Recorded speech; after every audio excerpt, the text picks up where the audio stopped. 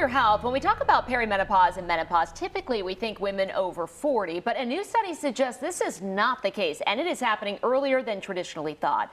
Dr. David Geyer is here to break down the study and what women can do if they feel like they are experiencing some of these symptoms. Thanks for being here. Oh, good morning. So what kind of did this look at? And when I was reading this study, I mean, we're talking like women 30 years old. Yeah, I mean, on one hand, this wasn't that surprising because it surveyed, I think it was 4,400 women 30 and older, and as you would expect, as the women got older, they had more symptoms and they were more likely to go to the doctor. But then when you broke it down by regions, 30 to 35, 36 to 40, that was what was surprising. 55% of women 30 to 35 met the criteria for moderate to severe menopause, 64% from 36 to 40, so that's surprising. But then when they went to the doctor to complain or talk about these symptoms, averaged 56 years old. So they either didn't recognize their symptoms or were concerned or didn't feel comfortable talking to their doctors. And that's what I thought was really surprising about this. Yeah, it really is. And especially 30 years old. I mean, you're talking like prime childbearing years, right? And then facing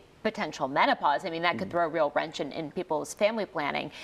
What kind of things do people need to be on the lookout for? Well, and that was, I think, the other part of this I thought was interesting. So that what we typically think of as menopause symptoms, the hot flashes, the night sweats, were typically 51. That's about when they peaked and older. It was more the mood and mental health things, the depression, the anxiety, the irritability preceded some of those symptoms. And so those could be signs, hey, it's at least worth talking to the doctor, go through the scale of menopause symptoms, and then that might tip the doctor off and even you into things, the vaginal dryness, the sexual libido decreases, the urinary dysfunctions that soon precede that, again, even in your 30s. And there's also a couple other things that, hormonal things that can come into play that can kind of, preempt some of these menopause and perimenopause symptoms.